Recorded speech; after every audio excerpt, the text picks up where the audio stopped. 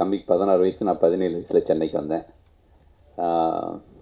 ஒரு என்னுடைய சித்தப்பா சினிமாவில் நிறைய முயற்சிகள் பண்ணி வெற்றி அடையாத போது நான் சென்னைக்கு வரும்போது நிறைய தடங்கள் இருந்துச்சு. உங்கள் சித்தப்பானாலே ஜெயிக்க முடியலையே, நீ இப்போ என்ன பண்ண போகிறேன்ட்டு. ஸோ தம்பி பார்க்கும்போது நான் 17 வயசில் சென்னைக்கு வந்த ஞாபகம் வந்துச்சு. சினிமா பெரிய பிரமாதமாக வருதோ இல்லையோ, இந்த சங்க தேர்தலுக்குன்னா ரொம்ப பிரமாதமாக நடக்குதுயா. நடிகர் சங்கம் ஒரு பக்கம், அப்படி பார்த்தா தமிழ்நாடு தேர்தலை விட மிகப்பெரிய அளவுக்கு உலகம் ஃபுல்லாகவே பேசப்படுகிற ஒரு தேர்தலாக அது என்னன்னு தெரியல. எல்லாம் கொஞ்சம் சரியில்லை, எல்லாம் சரி பண்ணிக்கணும். நீ அடுத்து தயாரிப்பாளர் சங்க தேர்தலும் கொஞ்ச நாளில் வந்துடும். ஆக மொத்த தேர்தலில் தான் வருது. நல்ல படங்கள் வரணும். இன்னைக்கு குழந்தை மாதிரி உட்காந்துருக்கார் செந்தில்நாதன் சார். சாதாரணவர் கிடையாது, பின்னி பெடல் எடுத்து விடுவார். ஒரு பூந்தோட்ட காவல்காரனை தவிர்த்து விட்டு இப்படி பார்க்க முடியாது கேப்டனை.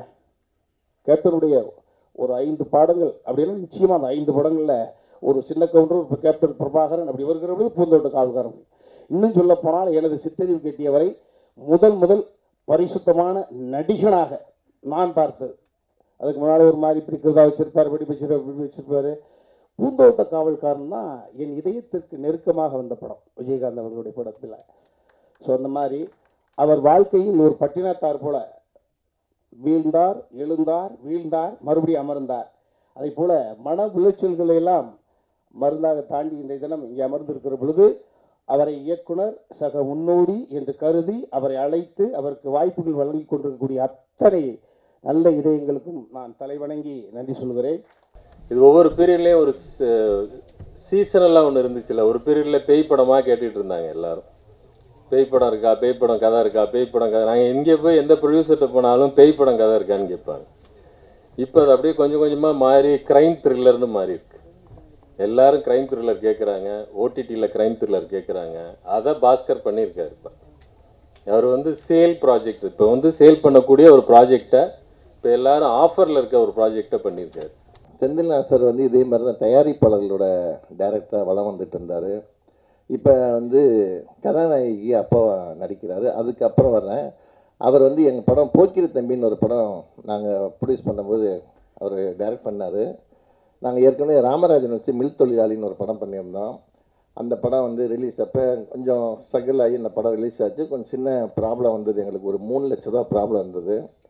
அந்த படத்தை ரிலீஸ் பண்ணிவிட்டு அடுத்து நாங்கள் போய் சேர்ந்தது செந்தில்நாதன் சார். அப்போ தான் பூந்தோட்ட காவல்காரன் ரிலீஸ் ஆகி மிகப்பெரிய ஹிட் அது. அடுத்தடுத்து நிறையா படம் பண்ணிகிட்டு இருந்தார். ஆனால் சரத் சாரையும் ஆனந்தராஜையும் ஹீரோவாக்கின பெருமை அவருக்கு தான் தெரியும். அவர் தான் பண்ணார். ஏன்னா அவங்கெல்லாம் வில்லனாக நடிச்சிட்டு இருந்தாங்க. அவங்க 2 பேரும் துணிஞ்சு பண்ணிகிட்டு இருந்தாங்க. அப்போ நாங்கள் போய் படம் பண்ண சொன்னோம். பண்ணிக்கலாம், என் யூனிட் பேரையே போட்டுக்கங்கன்னு சொன்னார். சார் எங்களுக்கு பெரிய லாபம்லாம் வேணாம், ஆர்வ ஃபிலிமில் படம் எடுக்கணும். அவர்கிட்ட போட்ட கண்டிஷன் நாங்கள் ஒரு 28 ரூபாயில் பஸ் காப்பி எடுத்து கொடுத்துருங்க சார், 31 ரூபாய்க்கு பிஸ்னஸ் இருக்குது, எங்களுக்கு 3 ரூபா கடன் அப்படின்னு சொல்லி கேட்டோம். வாங்க பண்ணிக்கலான்னு கேசவன்னு கேமராமேன் அவர் தான்.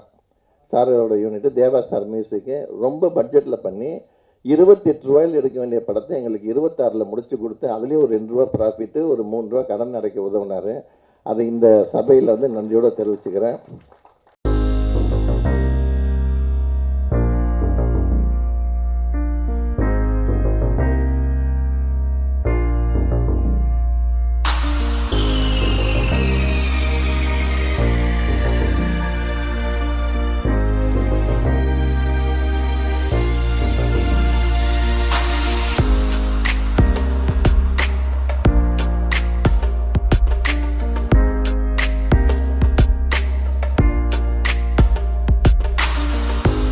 அனைவருக்கும் மாலை வணக்கம்.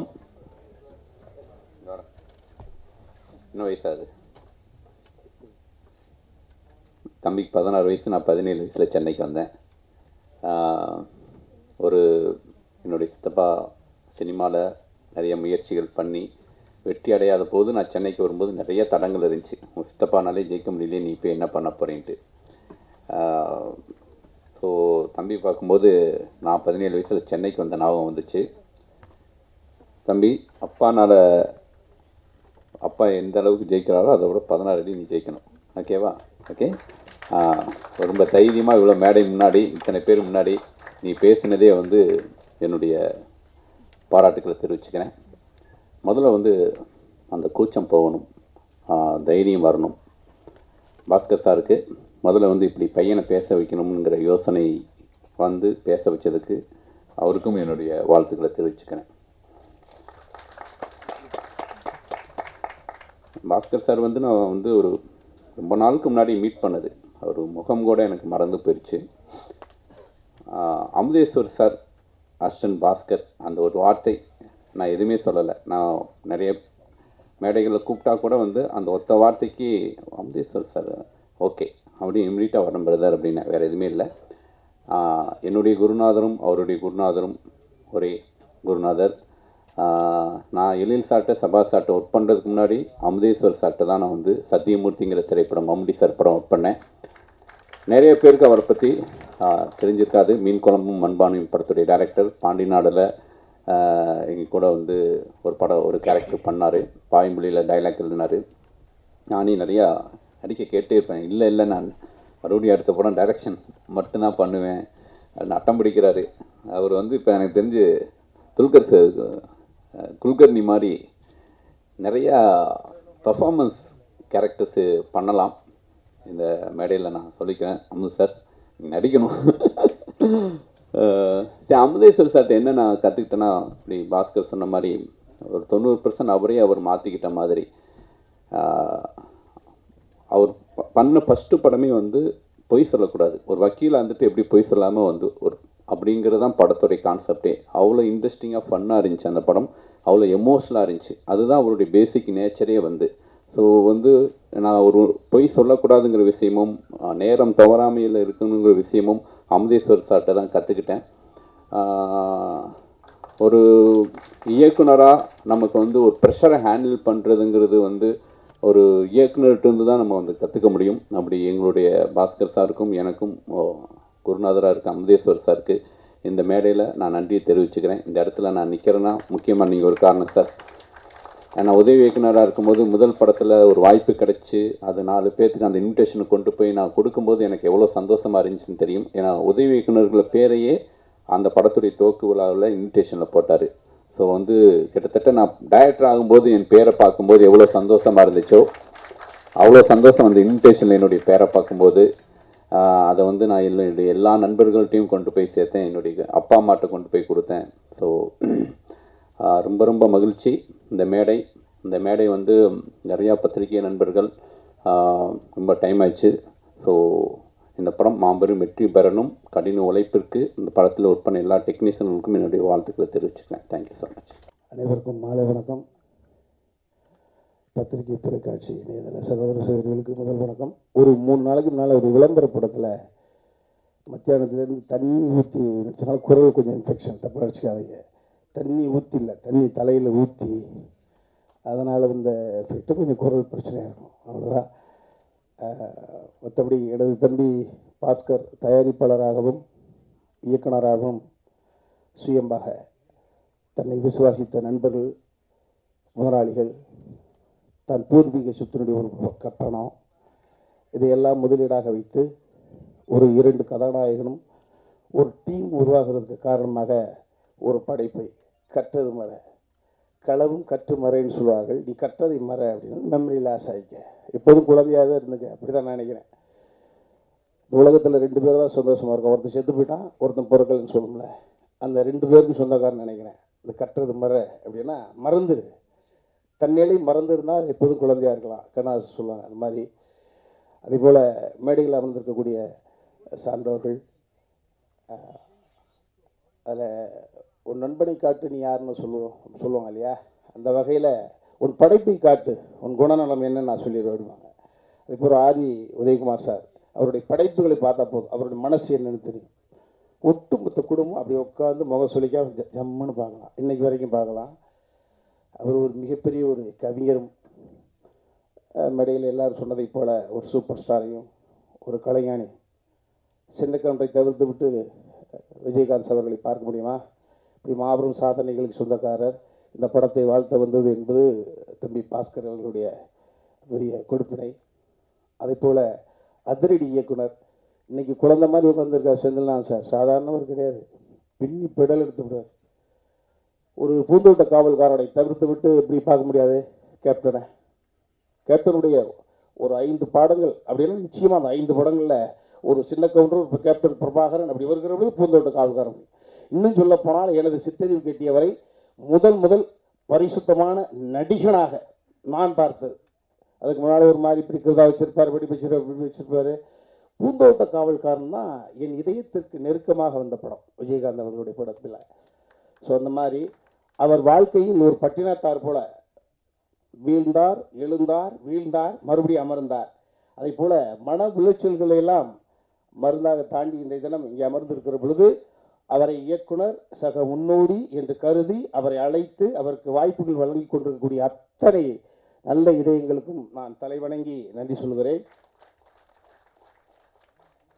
அதே போல் ராமநாராயண ஐயா பன்முக கலைஞர், அவர் ஒரு தயாரிப்பாளர். ஒரு பட்ஜெட்டுக்குள்ள திட்டமிட்டு படம் எப்படி எடுக்கணுமோ அவர் கூடவே எப்படி முத்தமிழறிஞர் டாக்டர் கலைஞர் அவர்களோடு சண்முக சுந்தரம் ஐயா எப்படி முழுநீள பயணம் செய்தாரோ அதை போல ராமநாராயண ஐயா அவர்களோடு முழுநீள பயணம் செய்தவர் திரு விஜயமுரளி அவர்கள். ஆமாம், இவருக்கு ஒரு நல்லது பண்ண நினைக்கிற பொழுது கடவுள் தூக்கிட்டு போயிட்டான். ஆமாம், அது தெரியல. அவர் மகன் பண்ணுவார். இன்றைய தினம் தயாரிப்பாளர் சங்க தலைவராக இருக்கக்கூடிய முரளி அவர்கள் பண்ணுவார்கள். முரளி அவர்கள் அற்புதமான ஆத்மா, ஒரு அற்புதமான தந்தையாருடைய பிள்ளை. ஸோ அவர் மீண்டு எழுந்து வெகுண்ட சிங்கமாக வெளியே வருகிற பொழுது தந்தையாருடைய கனவாக இருக்கக்கூடிய விஜயமுரளி அவருடைய எதிர்காலத்தை மிகப்பெரிய அற்புதமாக செப்பரேட்டு செல்வார் என்ற நம்பிக்கை இருக்குது. அதே போல் பஞ்சாயத்து தலைவர் ரியல் நாட்டாமை என் வீட்டுக்கு கூட சார் வந்தாங்க. ஒரு விஷயம், ஒரு சம்பந்தம், நீங்கள் என்ன சொல்கிறீங்க என்ன? ஆமாம் இல்லையா? ஆமாம், அவர் சொன்னதை கூட அவரால் செய்ய முடியலப்பா இல்லையா? அதனால் ஒன்றும் இல்லை, உசுரோடு இருக்கிறதே நம்ம பெருசாக நினச்சிட்டு இருக்கிற ஆள். அதனால் காசு இந்த பெரிய விஷயமா. அது மாதிரி ஒரு படத்தை அவருக்கு அதுக்கு சம்மந்தமே கிடையாது. ஒரு தயாரிப்பாளராக ஒரு புதுமைய இயக்குநருடைய வாழ்க்கை அதில் மறைந்து கிடக்குது என்பதற்காக எனது வீடு, இந்த எளிய கலைஞனுடைய வீடு தேடி என்னை அமர்ந்து பேசி அந்த குணத்திற்காக நான் உங்களை வணங்குறேன் ரொம்ப. அதே போல் எனது அன்பு தம்பி அமுதேஸ்வர், நல்ல சிந்தனை வளம் கொண்டவர். கமல் சாரை ஒரு படம் எடுத்துட முடியாதா என்று இயங்குகிற சூழலில் தனது முதல் படைப்பிலேயே கமல் ஐயா அவர்களை ஒரு கெஸ்ட் கதாபாத்திரத்தில் நடிக்க வைத்து ஒரு அற்புதமான இயக்குனர் என்று பெயர் வாங்கியவர். கமல் அவர்களை கெஸ்டாக நடிக்க வைப்பதற்கு பின்னணியில் எவ்வளவு உழைப்பு செஞ்சிருக்கணும். அந்த வகையில் அன்பு தம்பி அமுத பிரபார் அவர்களையும் 35 நிறுவனமாக சொல்லையிலே மயக்க சார், சாதாரண விஷயங்கள். நீங்களாம் வாழும் உங்களுக்குள்ள பிரேயர் ஜாஸ்தி. ஏன்னா நீங்கள் நல்லா இருந்தால் தான், நீங்கள் மன அமைதியோடு இருந்தால் தான், நீங்கள் உடல் ஆரோக்கியத்தோடு இருந்தால்தான் அந்த 35 வேலை செய்யக்கூடிய அத்தனை குடும்பங்கள், இன்னும் தோன்றக்கூடிய நிறுவனங்களில் வேலை செய்யக்கூடிய அத்தனை தொழிலாளர் குடும்பங்களிலும் விளக்கு எரிய வேண்டும் என்றால் நீங்கள் 100 தாண்டி இருந்தே தெரியும், வேறு வழியே கிடையாது. இல்லை 90க்குள்ளே முடிச்சுட்டா நல்லா இருக்கும், முடியாது 100. அதனால் சிறப்பாக இருங்க சார். 35 கடைசியில் நன்றி சொல்லுகிற பொழுது சொன்னீங்க பார்த்தீங்களா, அதான் அந்த தன்னடக்கம். 6ஆம் தொழிலாளர்கள் சார்பில் நன்றி. இதுதான் சார், இதுதான் இது போகும். அத்தனை தொழிலாளர்கள் போகுங்க, இது போகும் சார். சுயம்பு உங்கள் பிள்ளைகளுக்கு தான் சார். நீங்கள் பட்ட கஷ்டத்தை நீங்கள் அடை காத்து வச்சுக்கிட்டு அந்த கல்லாப்பட்டியை காப்பது தான் பிரச்சனை. அது மாதிரி எனது அன்பு தம்பி சுசீந்திரன் ஒரு மாசு ஹீரோஸை வச்சு வெற்றி பெறுவது கூட அப்படி இப்படி நடந்துடும். அந்த ஒரு மேஜிக் நடந்துடும். அந்த மாசு ஹீரோஸோட செட்டப்பை வச்சு வெடிச்சு உடைச்சி வெளியில் வந்துடலாம், அப்பா தவிச்சுக்கிட்ட விடான்ட்டு. ஆனால் ஒரு சின்ன வயசில் சாதாரண ஒரு இளம்பிராயத்தில் ஒரு கபடி என்பது கிராமத்தம். தமிழ் சொல்கிறோம், திராவிடம் என்னென்னமோ சொல்கிறோம். அந்த தமிழ் சார்ந்த திராவிடம் சார்ந்த அந்த ஒரு விளையாட்டு கபடி ஆதித்தனார் ஐயா தனது இதயத்திற்கு நெருக்கமாக வைத்து கொண்டாடிய ஒரு அற்புதமான ஒரு விளையாட்டு. இன்னைக்கு உலகம் தழுவி ஒரு உற்சாகமாக மனிதனுடைய ஆற்றலை வெளிப்படுத்தக்கூடிய ஒரு ஆட்டமாக இருக்கக்கூடிய அந்த வெண்ணிலா சார், வள்ளினமும் மென்னிலும் கடந்தது. கபடி என்பது வள்ளினம், வெண்ணிலா மெல்லினம். மெல்லினத்தையும் வள்ளினத்தையும் கடந்து வெண்ணிலா கபடி குழு மூலமாக இன்னைக்கு தவிர்க்க முடியாத நடிகனாக இருக்கக்கூடிய அன்பு தம்பி சூரியை இந்த தமிழ் திரையுலகத்துக்கு தந்தவர், கதாநாயகனை உருவாக்கியவர், நல்ல பிள்ளை. தொடர் வெற்றி கொடுத்த பொழுது கூட அண்ணே அதான் அப்ஸ் அண்ட் டவுன்ஸ் இருக்கும் அண்ணே அப்படின்னா மாற்றம் காண முடியாத ஒரு அற்புதமான மகோன்னதமான தம்பி. அவன் சின்ன பிள்ளை. அவர் மென்மேலும் வெற்றி. நான் தம்பிகிட்ட நீண்ட நாட்களுக்கு பிறகு அருகே அமர்ந்து உட்கார்ந்து பேசக்கூடிய ஒரு சூழ்நிலை ஏற்பட்டது. தன்னை வளர்த்த தாயை பற்றி மேடையிலே பேசுகிற பொழுது நாளை கைகால் ஆடிப்போச்சு. இளம் வயதில் எங்கள் அம்மாவை நான் எதிர்த்து பேசிட்டு அடிமை பெண் படத்தை பார்க்குறேன். தாயில்லாமல் அந்த பாட்டு கேட்குறேன். ஏன்னா 6 மணிக்கு தான் அம்மாவை எதிர்த்து பேசணும், 8, 7 மணிக்கு 7:30 மணிக்கு அம்மாவை போய் கட்டி பிடிச்சிட்டேன். அதே மாதிரி தாயை பற்றி பேசுகிற ஒரு மாதிரி அன்பு தம்பி சுசீந்திரன் தாய் இறக்கவில்லை, காலமானார்கள். தான் தமிழ் அற்புதமான வார்த்தை. அவர்கள் காலமானார்கள். காலம் என்றால் கடவுள். அவர் கடவுளாக இருக்கிறார்கள். உங்களை முயற்சி இன்னும் நீண்ட நெடிய பயணம் இருக்கிறது. மேலே இருந்து உங்களை வாழ்வி பார்த்து கொண்டே இருக்கிறார்கள். நீங்கள் சிரமப்படுவதற்கு ஒரு நொடி பொழுதும் அவர்கள் விடமாட்டார்கள். நீங்கள் கண்ணீர் சிந்தினால்தான் அந்த ஆத்மா கவலைப்படும். கண்ணீரை கலைத்து விட்டு இந்த தமிழ் திரையுலகத்தில் வீறு நடைபெறுங்கள் தம்பி தம்பி. அதே போல் அன்பு தம்பி, இப்போ நான் பேசினா இது பாஸ்கர் சொல்லி கொடுத்து தம் கட்டி பேசுகிற மாதிரி இருக்கும். ட்ரெய்லர் பார்த்ததை வச்சுட்டு நம்ம பேச முடியாது. அற்புதமான ட்ரெய்லர். ஆமாம், அன்பு தம்பிகள் வெற்றி பெறுவதற்கு வாழ்த்துக்கள். போதுமில்ல, படம் பேசட்டும். அது மாதிரி பாஸ்கர் ஒரு நிலைப்பாட்டில் இயக்கிய படங்கள் குறைவாக இருந்தாலும் கூட என்னோடு இணைந்து வசனங்களிலே கதைகளிலே வளம் வந்தவர்கள் நிறையா தம்பிமார்கள்.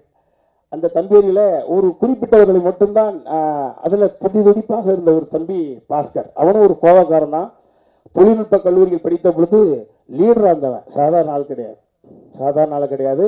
அவங்களுடைய அன்பு தம்பி கோல்டு மெடல் வாங்கின நான் த்ரில்லர் சுந்தர் என்று அழைப்பேன். இந்த சுந்தர்லாம் உட்காந்துருக்காங்கள. அப்படி ஒரு ஆளுமை மிக்க ஒரு தம்பி பாஸ்கர். சாதாரண பையன் கிடையாது. அந்த கல்யாணத்தை கட்டி ஒரு குழந்தையை பெற்று மனிதனுடைய இந்த சுயம்பு எங்கே செத்து போகும்னா, நான் சமீபத்தில் கூட ஒரு பட்டிமன்ற நிகழ்வுக்காக ஒரு டிப்ஸ் கொடுத்தேன். கட்டணா கட்டணும், கட்டலைன்னா கட்ட வேண்டாம். ஒரே ஒரு முறை ஒரு பெண்ணின் கழுத்தில் தாலியை கட்டணும்.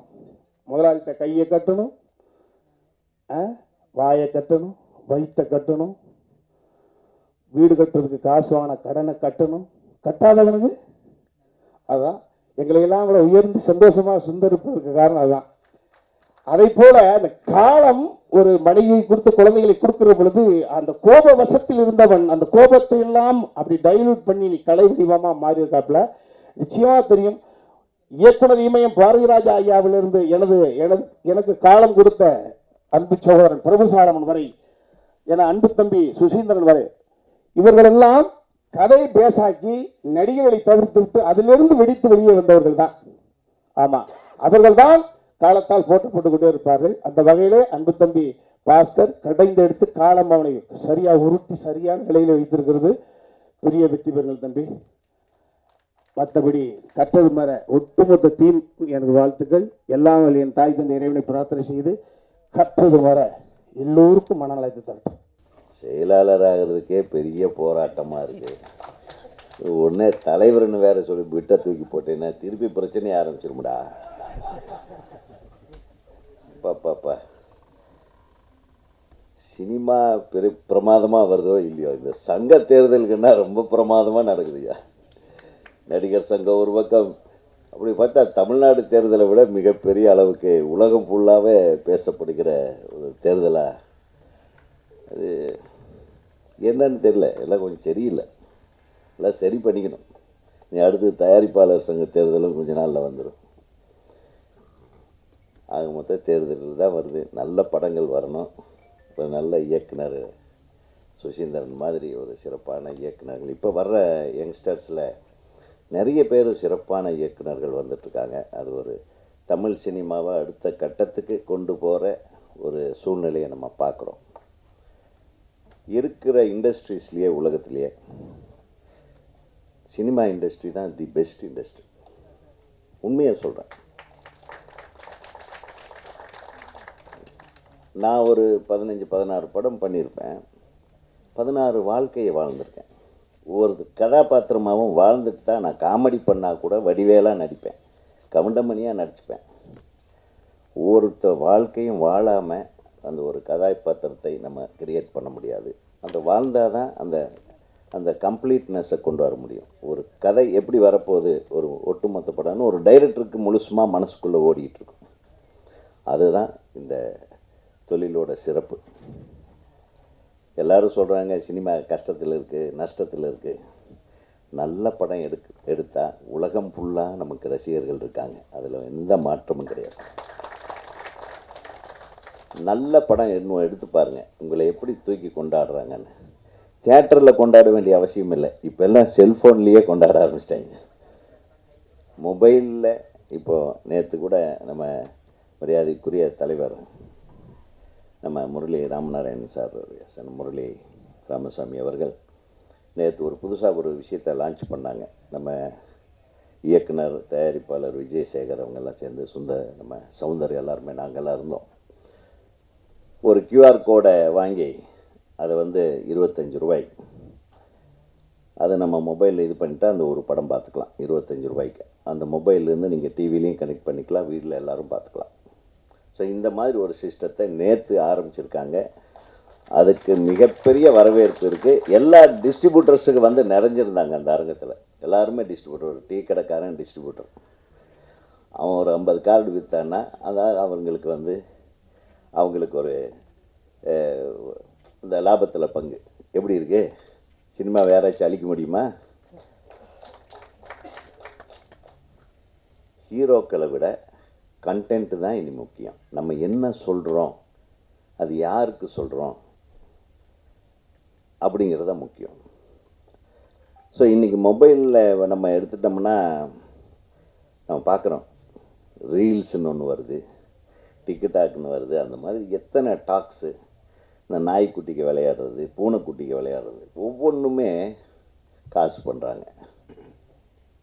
ஒரு ரீலை போட்டு அது எத்தனை பேர் பார்க்குறாங்களோ அவங்களுக்கு காசு வருது. YouTube channel. ஸோ இவங்கெல்லாம் காசு பண்ணுறாங்க. இந்த தியேட்டர்காரங்கிட்ட இருந்து சினிமாக்காரங்க காசு பண்ணுறது மட்டும்தான் கஷ்டமாக இருக்குது. அதுதான் போராட்டமாக இருக்குது. பட் அது தேவையில்லை, இனிமேல் பயப்பட வேண்டியதில்லை. உன் படத்தில் மேட்டர் இருக்குது. இந்த மாதிரி கதை நிறைய வந்திருக்கலாம் பாஸ்கர். 2 பேருக்கு ஒரு காதலி, 2 பேர்த்துக்குள்ள ஒரு முக்கோண காதல் கதை. அந்த முக்கோண காதல் கதையில் என்னென்ன மாற்றங்கள் நிகழுது, 2 நண்பர்கள் எப்படி எளிமையாகிறாங்க, 2 பேரும் எப்படி அந்த காதலை வெல்வதற்கு, அதை காதலை சொல்வதற்கு, அந்த காதலை வயப்படுத்துவதற்கு, அந்த காதலை விட்டு விலகுவதற்கு எப்படி முடிச்சுக்கிறான். இதே நம்ம ரஜினியும் கமலும் நடித்த காதல் படம் தெரியும்னு நினைக்கிறேன், ஸ்ரீதர் சாரோட படம். என்ன படம்? இளமை ஊஞ்சலாடுகிறான்.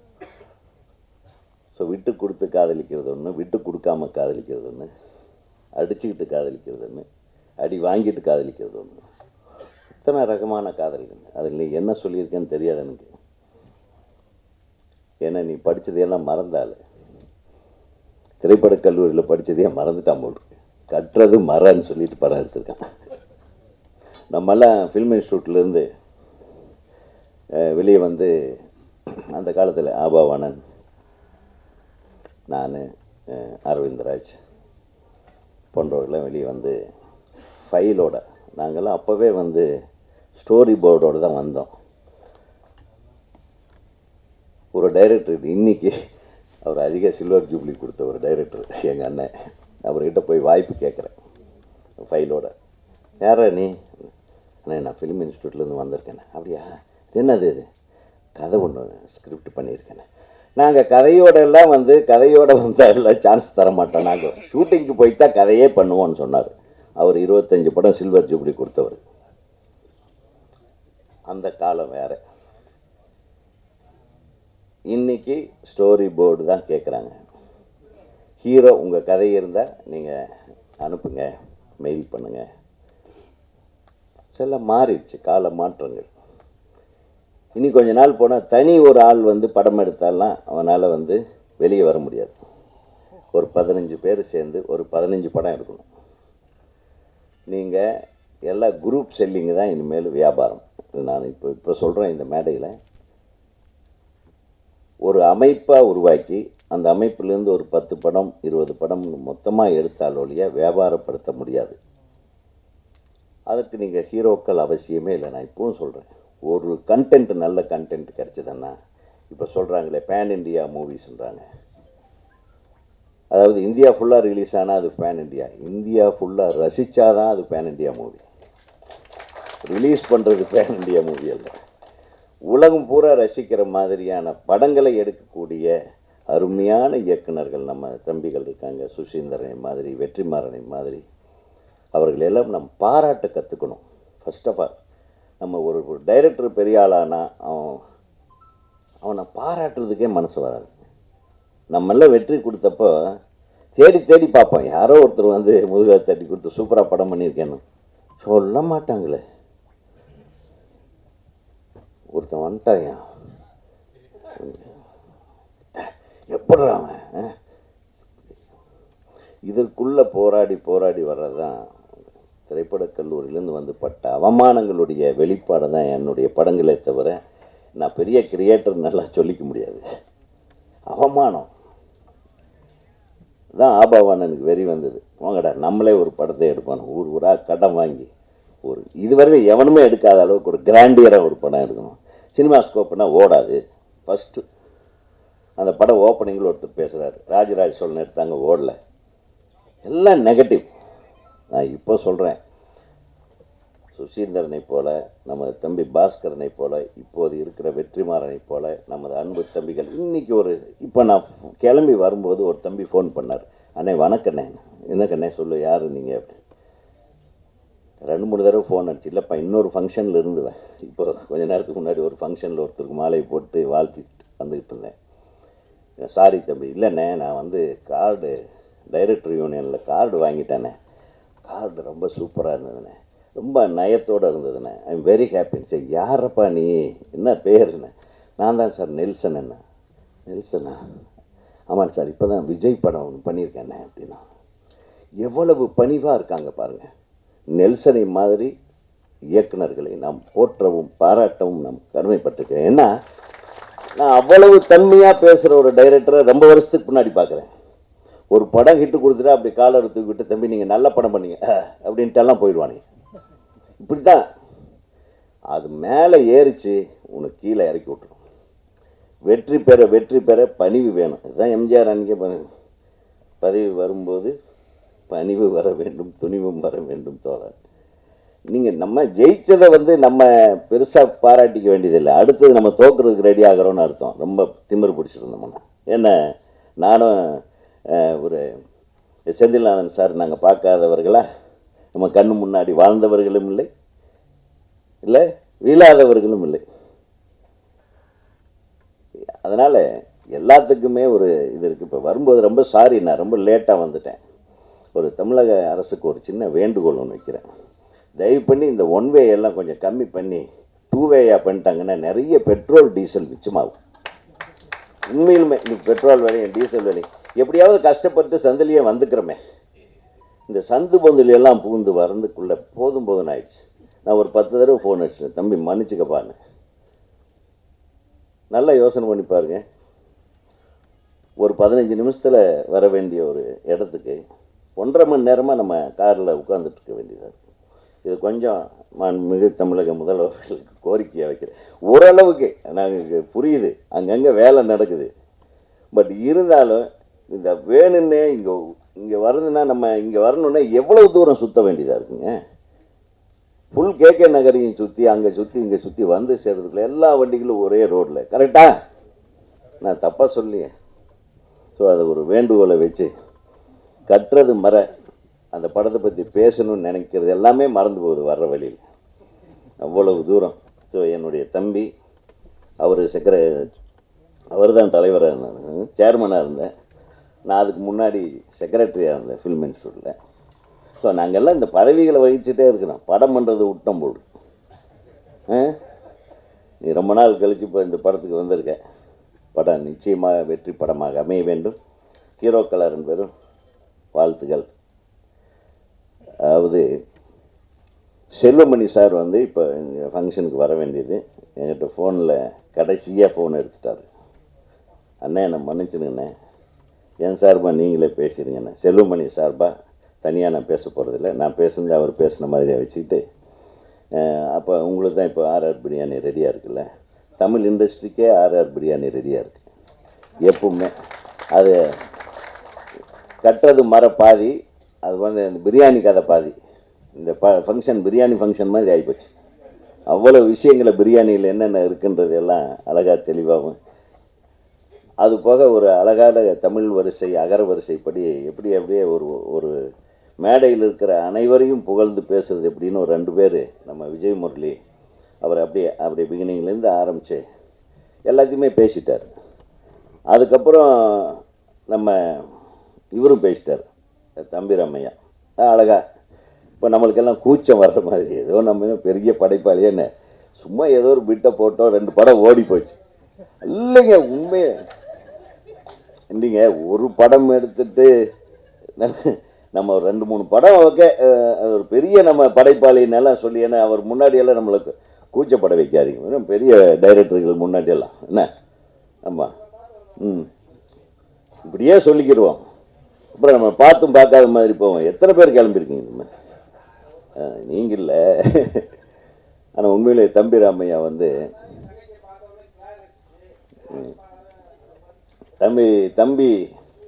என் தம்பி ராமையா வந்து மனசு வந்து ரொம்ப சுத்தமான மனசு. உண்மையிலும் அவருடைய வளர்ச்சியை நான் பார்க்குறேன்.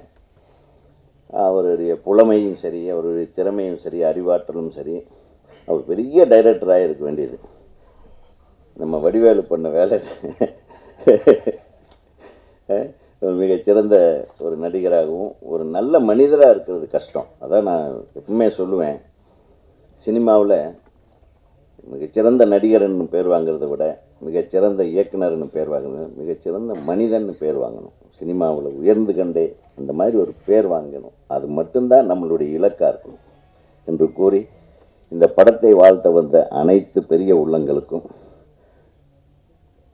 இந்த படத்தை நன்றாக பொதுமக்களுக்கு கொண்டு போய் சேர்க்கவிருக்கின்ற அனைத்து எனது பத்திரிகை ஊடக நண்பர்களுக்கும் எனது மனமார்ந்த வாழ்த்துக்கள்.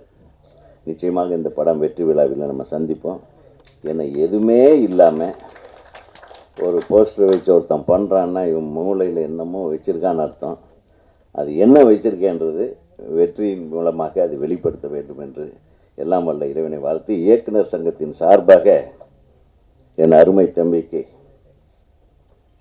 பொன்னாடை போர்த்தி, ஏன்னா அவன் தான் ஆளினால் போல் இருக்கு, தனியாக மியூசிக் டைரக்டருக்குன்னு சால்வை போட்டு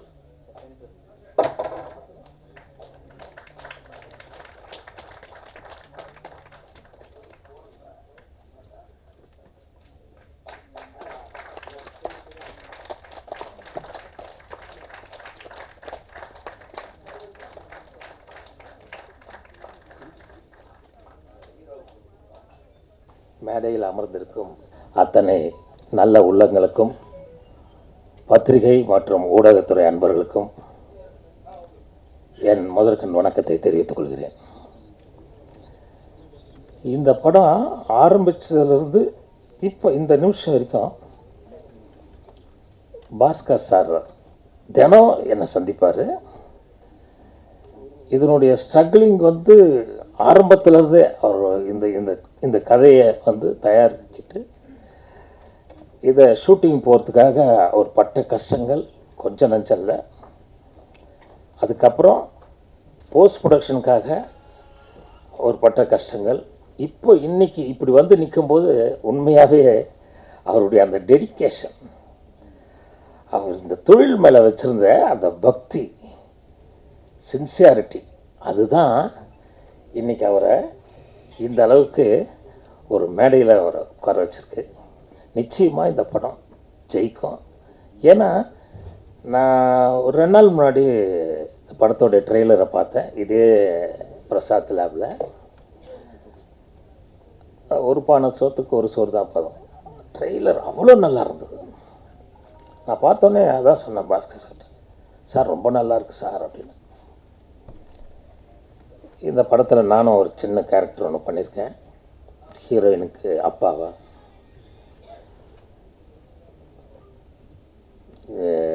அதாவது எனக்கு எப்படி சொல்கிறதுனே தெரியல, அவ்வளோ சந்தோஷமாக இருக்குது. அவருடைய இந்த முயற்சி நிச்சயமாக பெரிய அளவில் வெற்றி பெறணும். இந்த படம் பெரிய அளவில் வெற்றி பெறும்.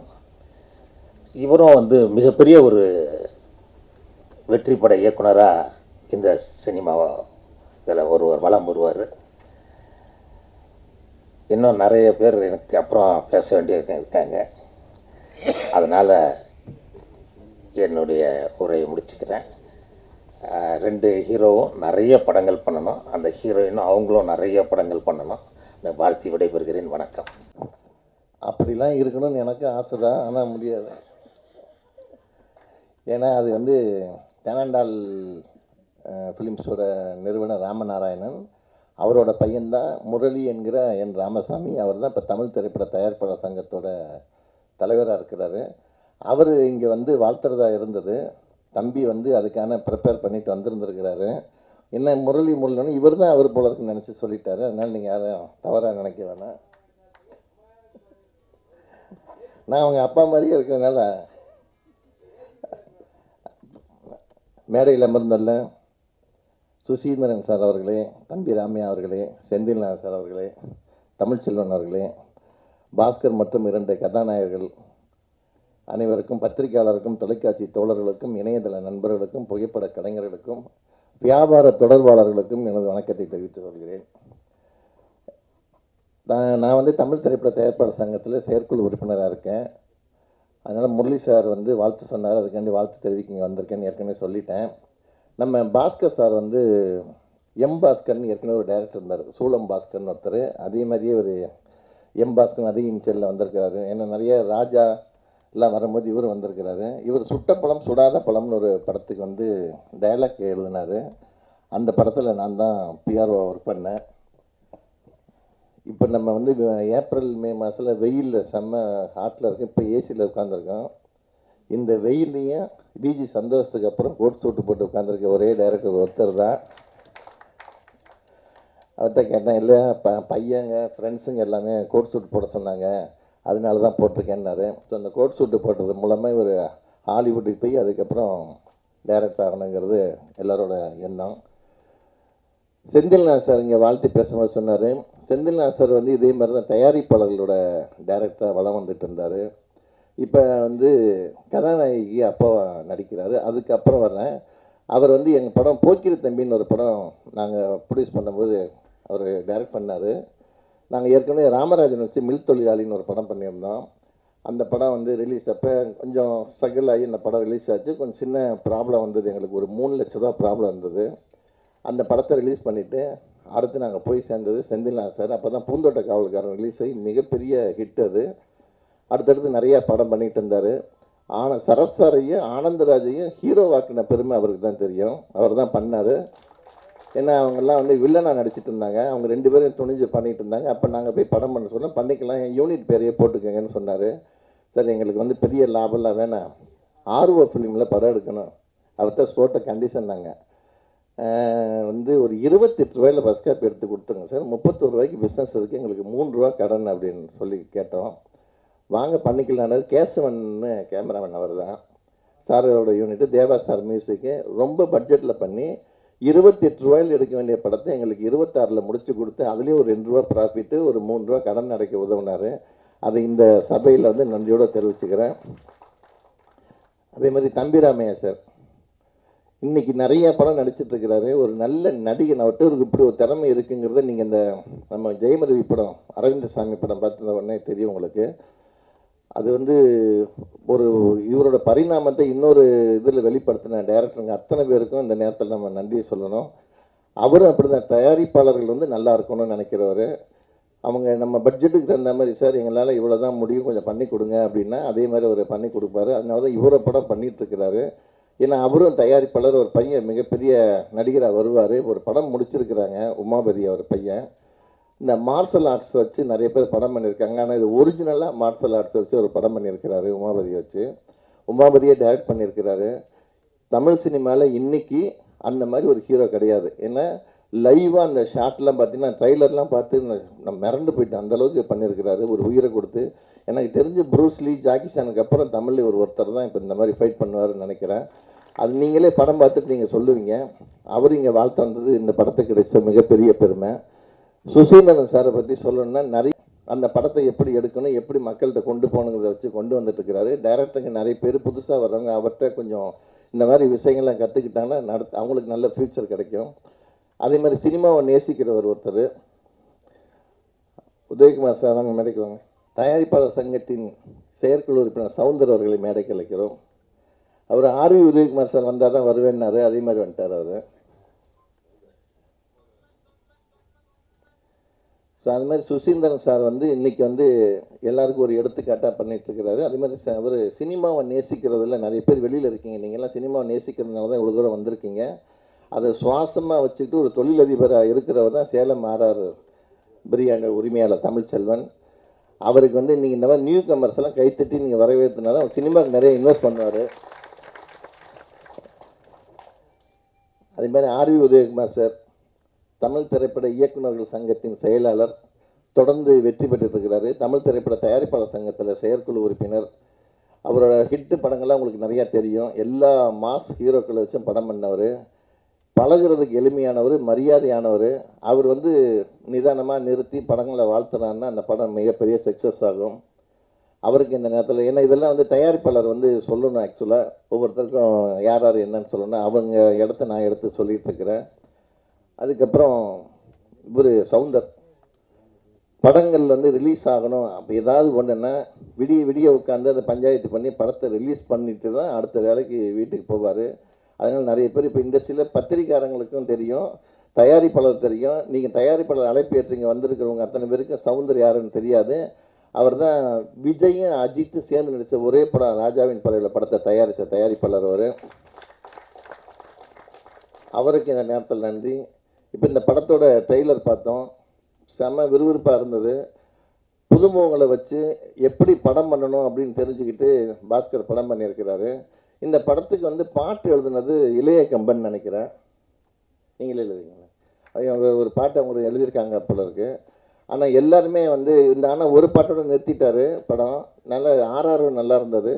இந்த மாதிரி சின்ன படங்கள் வந்து மிகப்பெரிய வெற்றி அடையணும். நீங்கள் எல்லாம் வந்து இந்த ஆடியோ ஃபங்க்ஷனோட நின்றாமல் இந்த மாதிரி படங்களை திரையரங்கில் போய் நீங்கள் படம் பார்த்தீங்கன்னா அது இந்த தயாரிப்பாளருக்கு கிடைச்ச மிகப்பெரிய வரவேற்பாக இருக்கும்.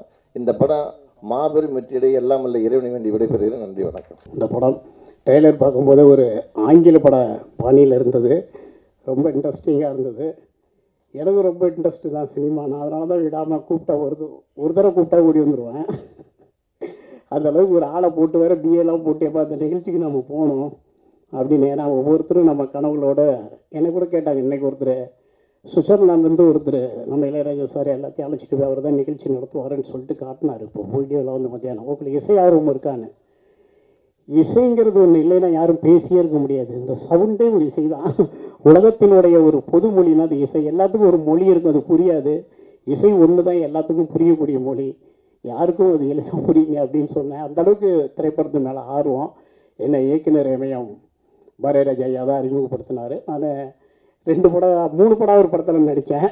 ஒன்று சரியில்லை சீனிட்டு எடுத்தாச்சு. 2 படம் வெயிட்டிங்கில் இருக்குது. செலினான்னு ஒரு படம், இன்னொரு படம் செல்லா காசுன்னு ஒரு படம் வெயிட்டிங்கில் வச்சுருக்காரு. 6 படத்துங்களை முடிச்சு அடுத்து அண்ணன் எங்கள் அன்பு அண்ணன் ஆர்வி உங்கள் டைரக்டர் உதயகுமார்னு கூட இணைந்த அம்மா உலகத்தில் நடித்தேன். அவருடைய வாழ்த்தையும் பெற்றேன்.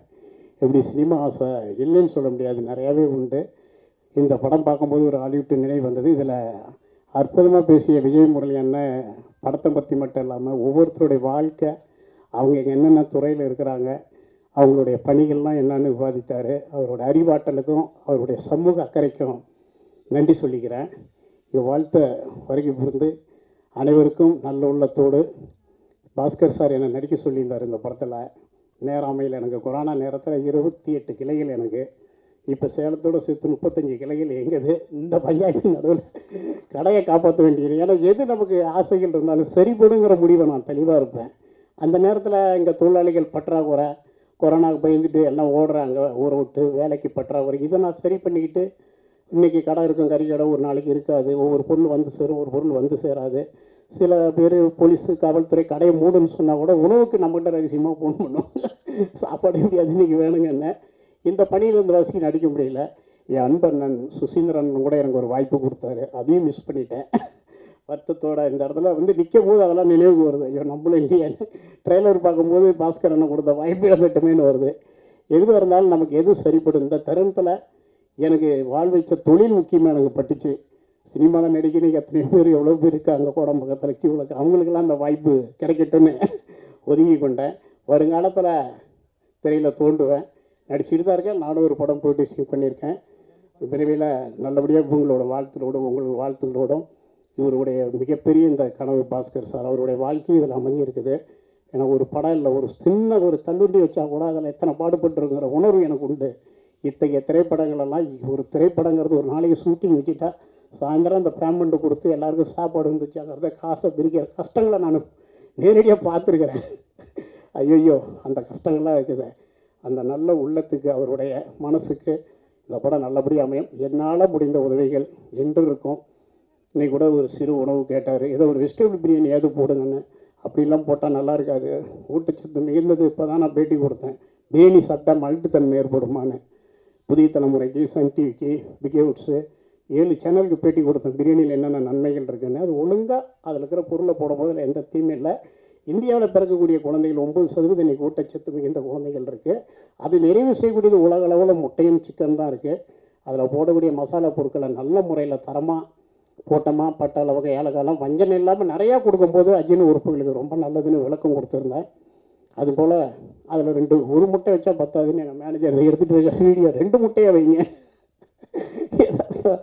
அப்படின்னு சொல்லிட்டு செஞ்சுருக்கேன். நீங்கள் இந்த சிறு உறவு உங்களை அளிக்க எனக்கு வாய்ப்பு கொடுத்த பாஸ்கர் கூட நான் நன்றி சொல்லிக்குவேன். கடைசி வரைக்கும் நான் பிடி கொடுக்கவே இல்லை, வருவேனா மாட்டேனா, ஒரு 50 பேர் கொடுத்துருக்கேன்ல, பத்திரிகையாளர்களுக்கு மட்டும் கொடுத்துருக்கேன்னாரு. இல்லை நீங்கள் நான் பார்த்துக்குறேன் அப்படின்னு சொல்லிட்டு அனைவரும் இருந்து பேக்கிங் பண்ணியிருக்கீங்கல்ல, பார்சலை பெற்றுக்கொள்ளுங்க, எங்கள் நிறுவனத்தையும் வாழ்த்துங்க. எனக்கு இப்போ இவர் சுந்தராஜன் சார் தான் சொன்னார், இப்போ நடிகர் சங்க தேர்தலுக்கு நான் தான் ஆர்டர் பண்ணேன். பாஜிராஜ் சாருக்கு நான் தான் பண்ணேன், உதயகுமார் சாருக்கு நான் தான் பண்ணினேன். எனக்கு ஒரு வருமானம் கிடைச்சிது. அதில் சொன்னார் சுந்தராஜி சார், அவரும் ஒரு மனைவியும் ஒரு கடைக்கு போயிருக்கும்போது இந்த கடையில் சாப்பிட்லான்னு. இல்லை சேலாரார் எவ்வளோ உதவி பண்ணுறாரு, உதவி பண்ணுற ஒரு கடையில் காசு இருக்கும்போது நம்ம சாப்பிடாம இந்த கடையில் போய் சாப்பிட்றது நியாயம் இல்லைன்னு சொன்னார். ரொம்ப பிடிச்சிருந்தது. நீங்களும் அதே போல் எனக்கு வாழ்த்துங்க. அப்படி நீங்கள் வாழ்த்தும் பட்சத்தில் என்ன, நிறையா தொழிலாளிங்க, நிறையா கிளைகள், நிறைய அந்த மாதிரி உதவிகள். ஏன்னா நான் பெற்றது கை மாதிரி தான் வாழ்ந்துட்டு இருக்கிறேன். என்னால் முடிஞ்சது யாருக்கும் இல்லைங்காமல் அது சொல்லிக்க விரும்பலை. என்னோட கொடுக்குன்னு நினைக்கிறேன். எல்லாருக்கும் எல்லா மனசும் இருக்குது. இருக்கிறவங்க கொடுக்குறோம், இல்லாதவங்க கொடுக்க முடியலன்னு ஏங்குறோம். இதை அப்படி தான் நான் பார்க்குறேன். என் வாழ்த்துங்க. பாஸ்கரனுக்கு மீண்டும் வாழ்த்துன்னு சொல்லி இசையமைப்பாளருக்கு, படக்குழுவினர்களுக்கு, உயிரை கொடுத்து நடிச்சிருக்கோம் கதாநாயகர்களுக்கு அனைவருக்கும் நன்றி கூறி சேலம் வரை என் தொழிலாளி சார்பாக விடைபெறுகின்றேன். நன்றி, வணக்கம்.